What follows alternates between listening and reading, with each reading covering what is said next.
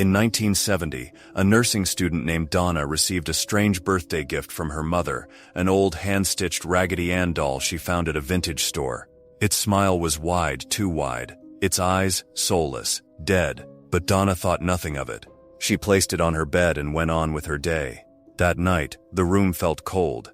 Not the window is open cold, but something unnatural, like something invisible had entered the space. Days passed. Then the doll started to move. At first it was subtle, a tilt of the head, legs in a different position. Donna and her roommate Angie thought it was just their imagination. But then, the doll switched rooms. But soon it began showing up in entirely different rooms. Then the notes began to appear, scrawled on ancient-looking parchment paper. Neither Donna nor her roommate Angie owned the notes. They'd leave it on the bed. Hours later, it would be found sitting in the hallway, facing the front door, as if waiting for something or someone. Then came the notes.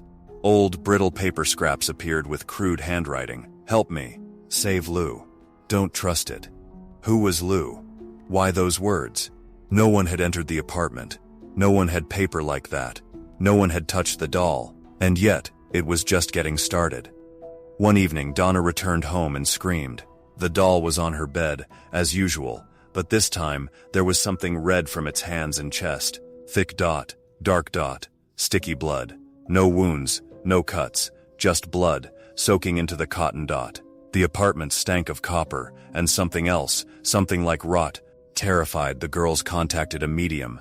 The medium claimed a spirit had attached itself to the doll, a 7-year-old girl named Annabelle Higgins, who had died tragically on that land before the building was constructed. She was lonely. She wanted love. Acceptance touched. Donna and Angie gave the spirit permission to stay. That was their mistake. Because Annabelle Higgins never existed. Lou, Angie's boyfriend, had always hated the doll. It made his skin crawl. One night, Lou was alone in the apartment when the doll levitated above the couch. It flew through the air and slammed into the wall, leaving a dent. Lou tried to grab it, but it flew at him like a weapon. After that, Lou began having terrifying nightmares. He woke up gasping for air, feeling invisible hands pressing down on his chest. One night, he awoke to find deep claw marks on his body. They bled, but mysteriously faded by morning. Desperate, Donna and Angie contacted Ed and Lorraine Warren. Famous paranormal investigators, Lorraine immediately felt the darkness as they entered the apartment. "This is not a child's spirit," she said. "This is something far worse." The Warrens concluded the doll was a vessel for a demon, a parasite trying to latch onto a human soul. They performed a blessing and took the doll with them. Even in the Warrens' possession, Annabelle did not rest. Their car broke down multiple times as they drove away with the doll.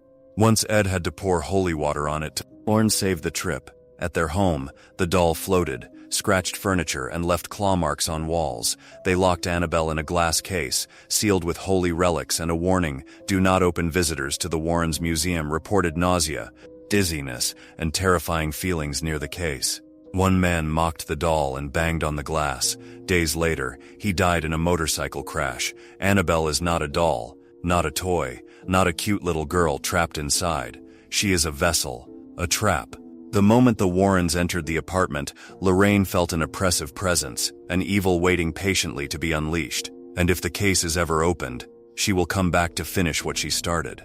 If you enjoyed this story, then, don't forget to subscribe and hit the notification bell. Follow us for more true paranormal mysteries that will keep you up at night. Stay curious, stay safe, and remember the darkness is always watching. According to Ed, the entity wasn't haunted, it was demonic. It was using the doll as a vessel, but that wasn't the end goal. It wanted to possess a human soul. The Warrens performed a blessing ritual and took the doll with them, locking it in the back seat of their car. But even that journey was almost fatal. As they drove home, the engine cut out multiple times. The brakes failed on steep hills. At one point, Ed had to pull over and douse the doll with holy water to finish the trip safely. Back at their home in Monroe, Connecticut, they placed the doll on a wooden chair in Ed's office. Within days, the activity resumed. The doll levitated.